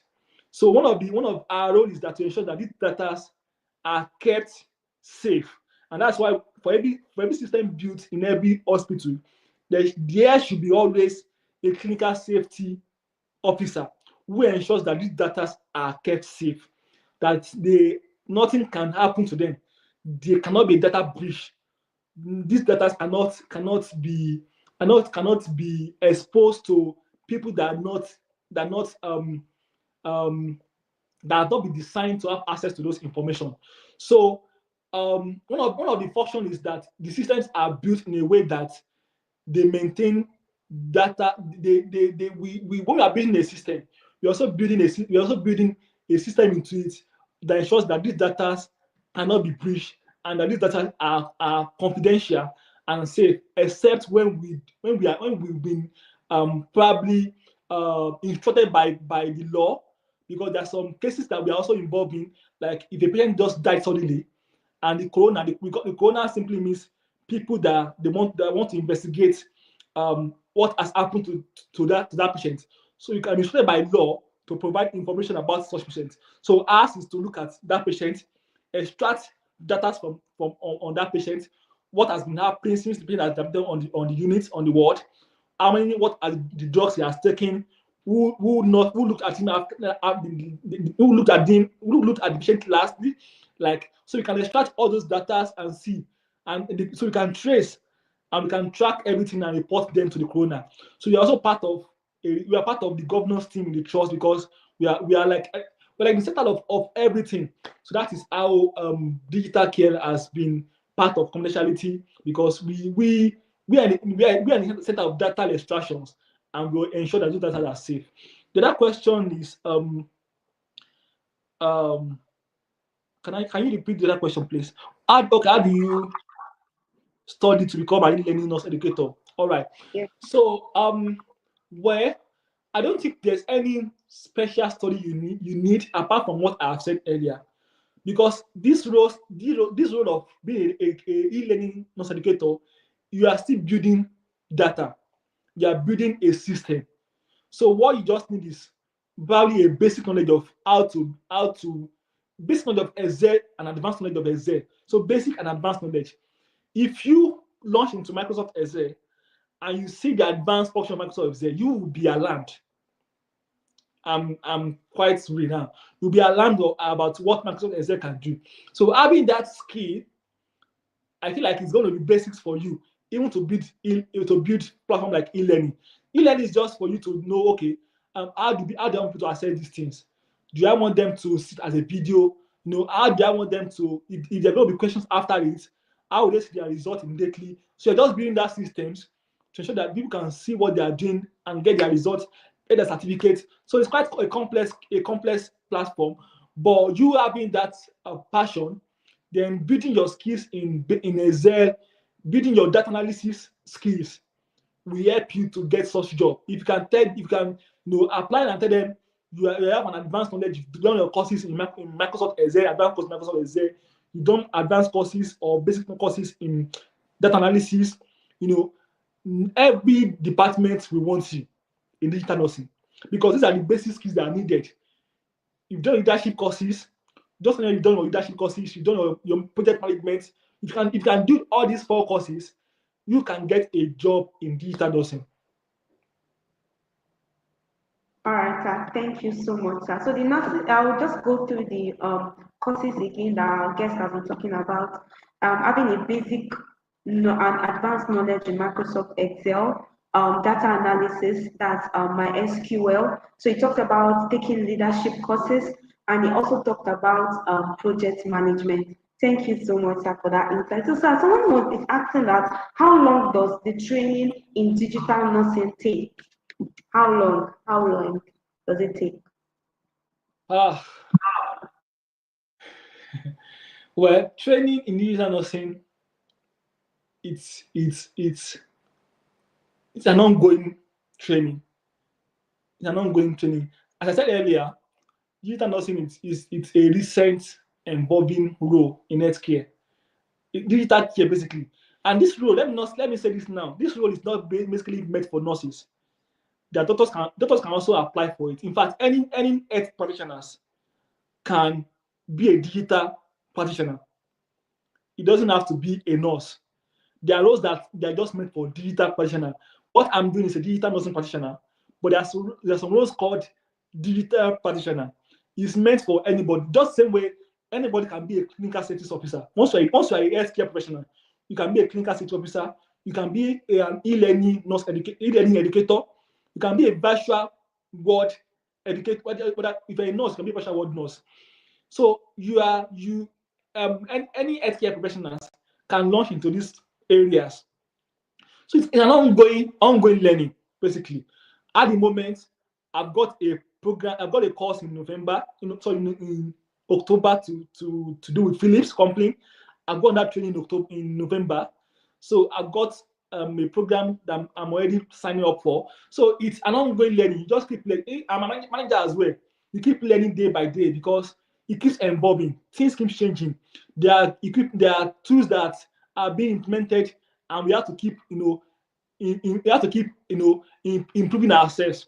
So it's an ongoing process. But for you to come into it, there is no specific time per se. It's just for you to, get your skills ready for you to apply to such role. And if you can dedicate 3 to 6 months, if you're going to be doing some leadership courses, some can take at least 1 year. If you're doing leadership courses, some can take 1 year. But the basics ones, if you can dedicate 3 to 6 months into learning them, you will have those skills. 6 months, you will have them. But some leadership courses can take a year, but that's fine. Even if you are in it and you apply, you can tell them, I'm already doing this program, and they will be happy. So because if you're already doing it, because you're already getting those skills, and nobody can deny you because they feel like you're already on the pathway to achieving that which you plan to achieve. So dedicate 3 to 6 months into it and continue leadership courses, which can take sometimes a year. There's a master's program as well that you can opt for in digital nursing. In UK, you can go to NHS Digital Academy. Just type it on your Google Chrome or Edge. Just type NHS Digital Academy, and you're going to see a lot of programs that are available for you to access if you're in the UK. If you're in the UK as well, if you want to pursue some leadership courses, you can go to NHS Leadership Academy online. There are some courses there. Some of them they have to be paid for by your trust in the UK. And let me say this now: you as a nurse in UK, I don't know about other places, but you are in UK, you are because these courses has to be funded. Every nurses in UK has an allocation for studying. So these are the things you can speak for when you are doing your yearly appraisal. Speak with your manager. Tell them, oh, I want to do this educational course next year. I want to do this Florence Nightingale leadership program next year. I would like to do the what's it called now? The Nursiscope leadership program. I would like to do an inside discovery. Just speak to the manager. Let them know that you're interested in doing them. The funds, sometimes most of the courses can cost around £500. Just like a few days ago, I was looking at doing a course, and the cost was £1,300. That's like 2 million naira in Nigerian currency. So, but as a nurse in UK, I'm entitled to those. There's a fund available in NHS in which you're entitled to. So you can just speak to the manager, let them know you're interested in this course, and some of them they're going to be paid for. Whereas some of them we need you to pay for them if you are so passionate about digital nursing. But yeah, it doesn't have a particular set time. But if you're just coming in, if you dedicate 6 months into it, you'll be fine. Yeah. Thank you so much for that insight. So I'm sure the person that actually asked that question has gotten an answer to that. So another question that our audience is asking is that what's the difference between digital nurse practitioner and nursing informatics? And someone wants to know what's the average earning for a digital name, and also somebody wants to know what's the difference between a digital nurse practitioner and a nurse informatics. Thank you, sir. Yeah, thank you. Digital nurse practitioners is the same as nurse informatics. It's the same as nurse informatics. What we do is that we build the systems, we design the structures, we extract data, analyze those data, train people, educate people, educate every member that's going to be using those systems. So it's basically the same. So the difference is just that different places, different trusts, different hospitals call them different names. Some can call it clinical informatics specialist. Some call it nurse informatics. So it's still the same as digital nurse practitioner. So we are the same. We are under the same umbrella. We do basically the same thing. It's only when you now become a virtual world nurse, or you become an e-learning nurse trainer or educator, or you become a clinical safety officer. Those are different areas. But digital nursing practitioner and the clinical informatics, they are both the same. We do the same function. The end is basically now, because it's a leadership role, it's an advanced role. Like in UK, we use band 5, band 6, band 7. If you are becoming a digital nurse practitioner, you're probably a band 6. When you are starting at band 5, but when you are going up, you become a band 6, band 7, band 8. So in digital nursing, you are starting as a band 6, then as a band 7. So you are basically earning as a band 6 nurse in UK, as a band 6 nurse in UK. But one of that's just, you are earning basically around £35,000 to £55,000. That's when if you are at the peak of your band 6, you earn around £55,000 per year. If you are in US, it's probably around $90,000 to $130,000. But in US, it depends on which country you are, basically. But the basic is that you are a specialist. You are earning more than who a band 5 or a junior nurse is. You are in an advanced role, and you earn more than people that are in clinicals.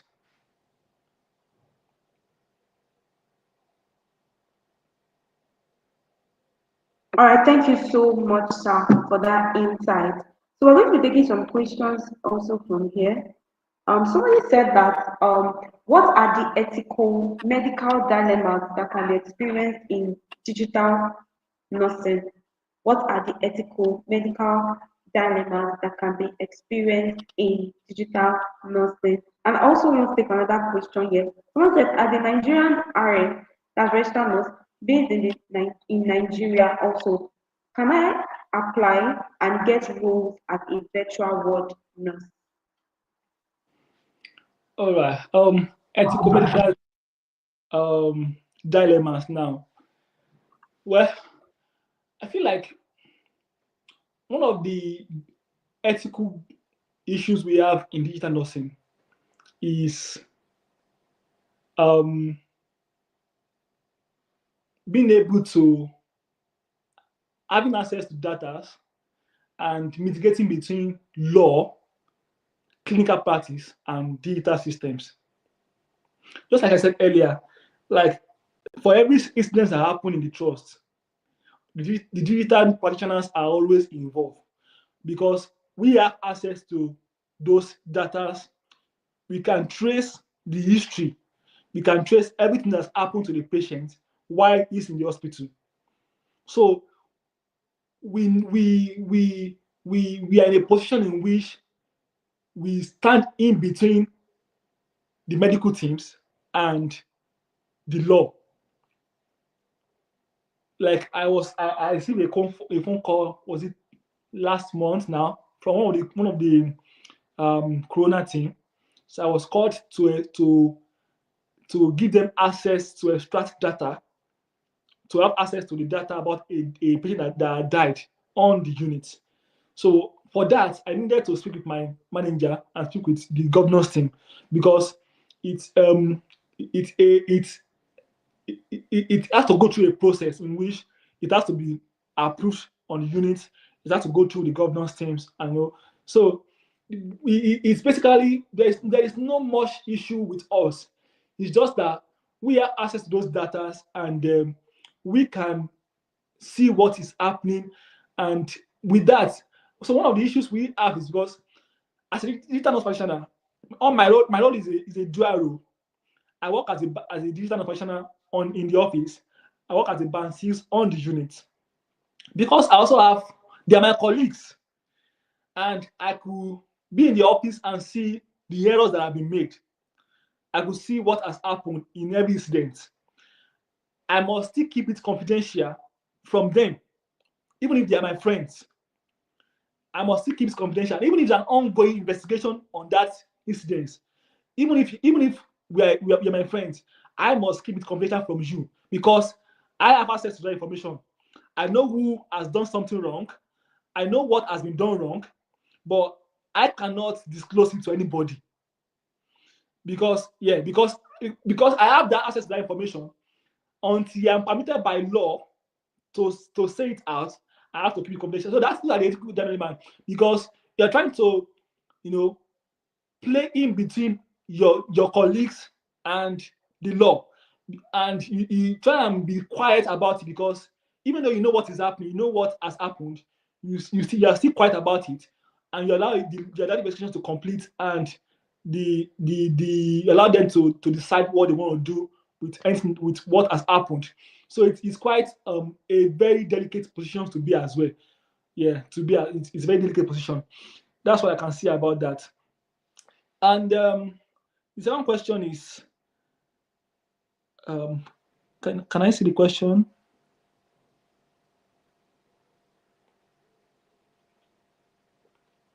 Can you remind me what the second question is again, please?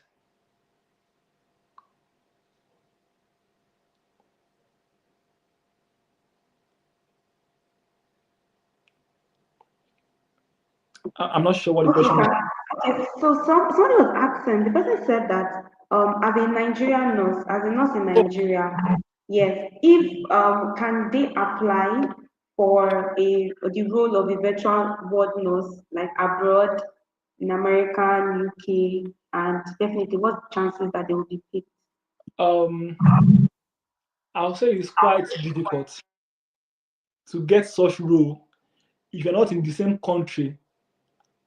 Yeah, it's quite difficult because being a virtual ward nurse in a particular country means you've gone through the system, you become an expert in that system, you know the challenges in the system, and you've been trained in that system.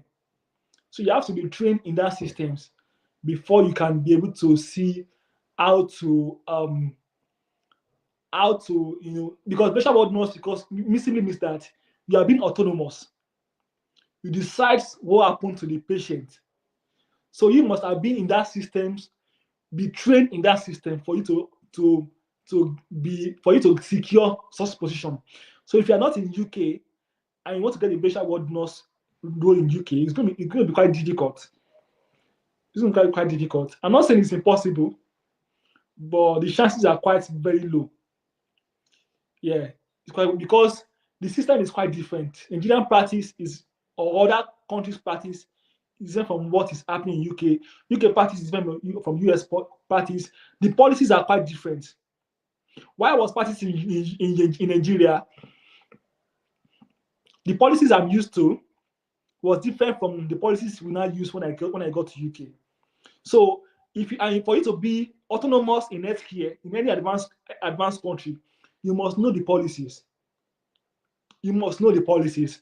If you don't know what the policy, like in UK, there are policies that guide insulin administration. There are policies that guide blood transfusion. There are policies that guide, and they vary from country to country. In Nigeria, if they look at, if you're looking at using blood transfusion now, in Nigeria they look at the hematocrit. In UK, you don't you look at the hemoglobin. So the policies are quite different. So for you to be a virtual ward nurse in a different country and to a different country, it's going to be hard because the policies are quite different. Thank you so much for that answer. I'm sure the person that asked that question has gotten an answer already. So, sir, another question here from the audience. Said, you mentioned some basic skills to have earlier, which include Microsoft Excel and SQL. So, does that always apply to all the varying categories of digital nursing or just certain aspects? So, it's displayed on the screen. Yeah. It applies to every areas of digital nursing. In fact, digital care, basically. If you're a doctor, if you're a nurse, you're a physiotherapist on this webinar, if you're an healthcare, basically, if you're an healthcare professional, it applies to every area of digital care. Because what as I said earlier, what we do is we create data, we design structures, we extract those data, and we train the users of those data. So, and if you look at Microsoft Excel, data analysis like Visual Studio, SQL, these are what they do. So anywhere you are, the only area that I feel like you might be exempted is if you become a virtual ward nurse. So a virtual ward nurse, basically, because I've gone to a virtual ward nurse, I've gone to speak with them. So I've been to their office, I've seen what they do. So and you have been exposed to it slightly. So you can be accepted in that role because the system basically is just as if you're on the world. But the only difference is that you don't meet them one-on-one. You're only using the information provided to you from them while they are in their home and reporting those information, looking at those data and prescribing and then trying to encourage them to improve their health based on data available to you. So that might not need you to do a lot of data analysis functions. But even with that, you still have to report.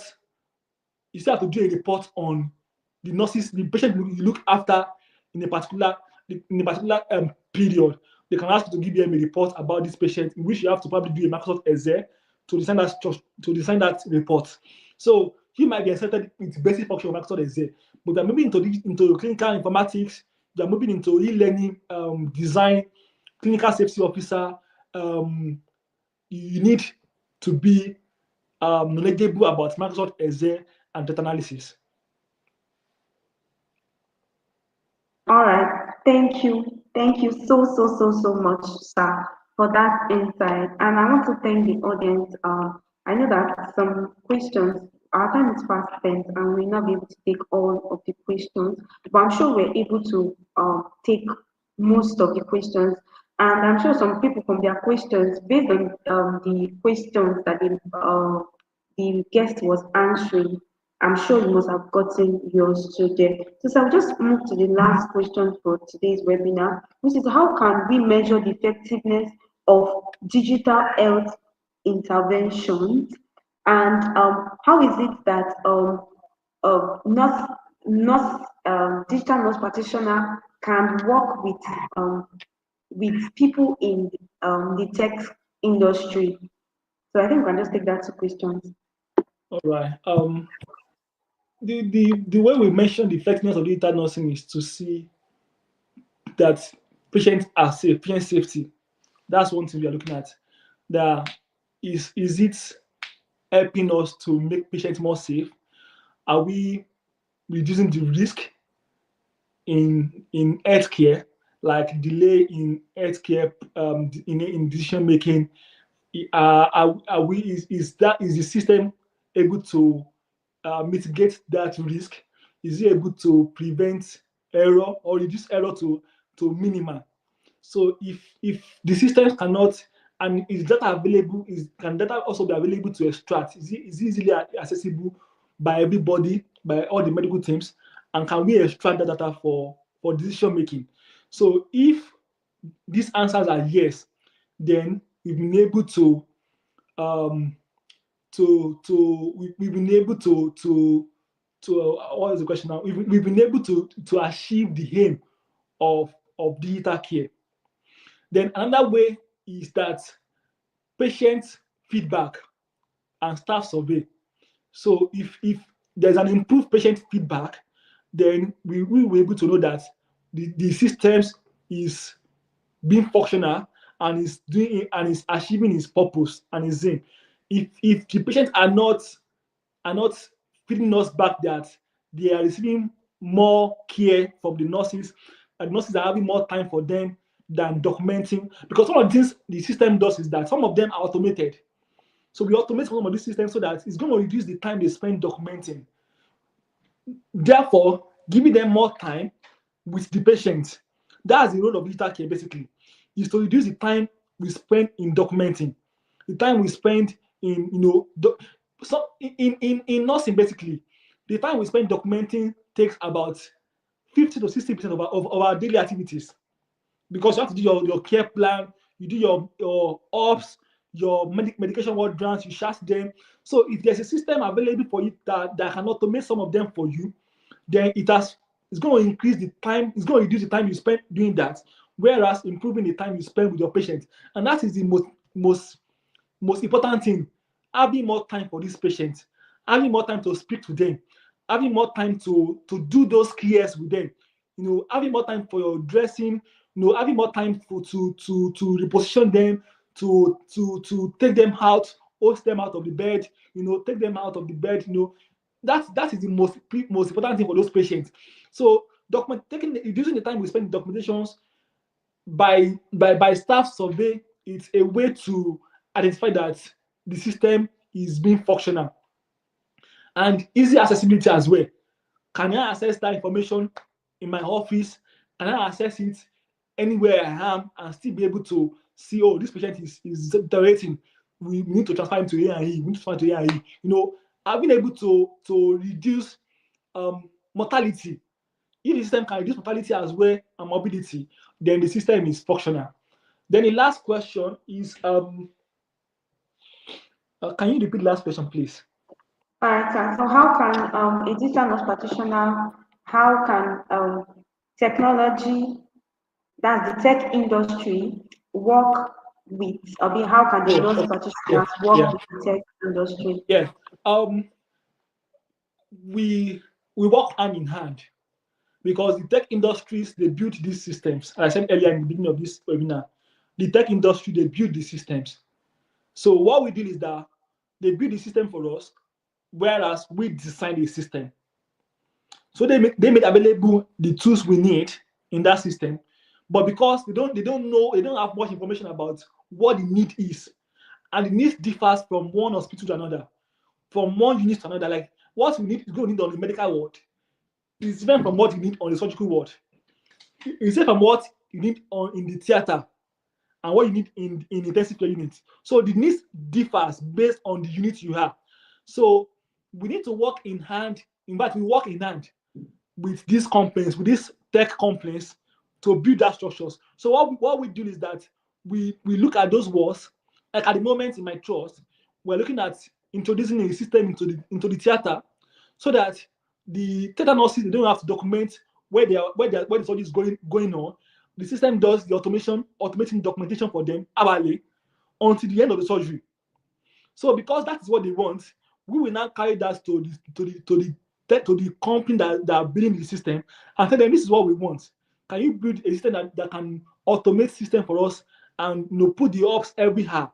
So if they build that system for us, the duty of the clinical informatics is that we now take that system and we now build it to the needs of that system.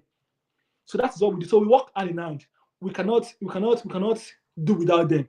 So we work hand in hand with their company to build that systems and to ensure that every medical professionals in the unit in the hospitals their needs are being met, and especially to ensure that patients are being safe and the treatment are being delivered effectively. Wow. Thank you so much. And please, can we celebrate our guests? Because this session has actually been a very insightful and knowledgeable one. Please, can we just celebrate our guests in the comment section? Thank you so much, sir.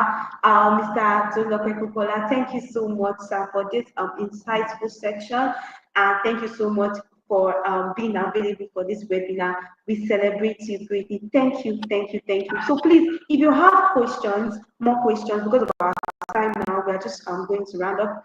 So if you have questions, you can just send it to our mail, Nursiscope at gmail.com. So you can just see it displayed on the screen. So kindly forward your messages and your questions to our mail. Thank you so much, sir. We celebrate you. Thank you so much, sir, once again. Thank you.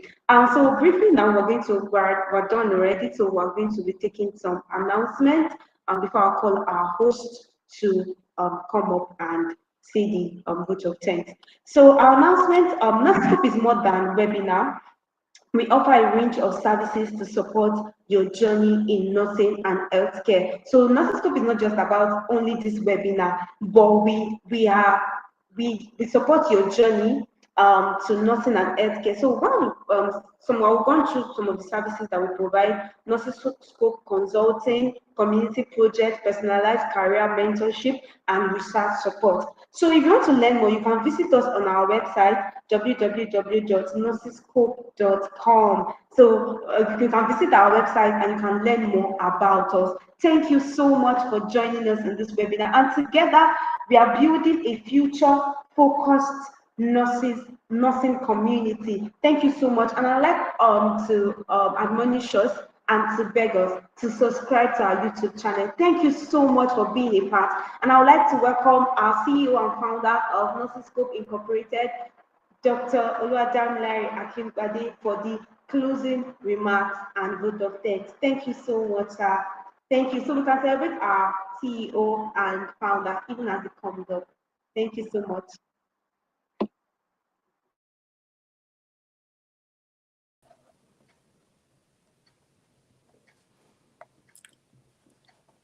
Okay, can I come up now? Hello, can you hear me? We can hear you, sir. Okay, thank you so much, moderator, for a great job well done. And I want to thank everybody for connecting to this webinar. Thank you so much. Ladies and gentlemen, as we come to the close of this session, I would like to thank you all for being part of this. I give all glory and honor to God, the source of all strength, for the wisdom for this webinar and this organization. I want to thank my incredible wife, Ruth Oluwadamilare Akingbade, our Chief Operating Officer at Nursiscope Incorporated, for all our support for this webinar and this organization. I want to thank my personal assistant, Damilola Ajibade, for paying attention to detail and everything you have done for this webinar to be a good success. I also want to thank our tech nurse, Nurse Arolo Damilare.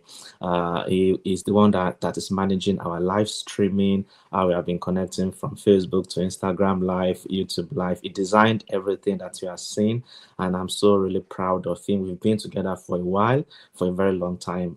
I really appreciate all you do.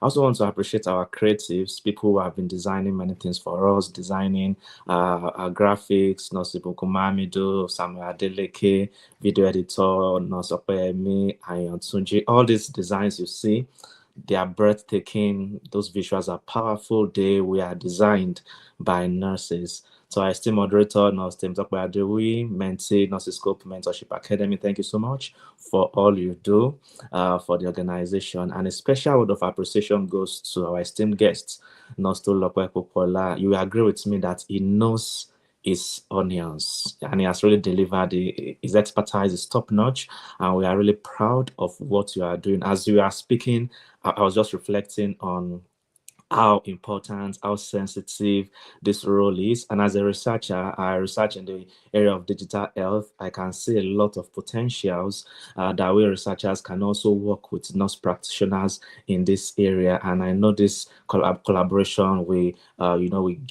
bring a lot of great results. Thank you so much. And to everyone, let's continue to support, learn, and inspire one another. Thank you once again for being part of Nursiscope Webinar 1.0. God bless you all, and see you some other time. Yeah. Over.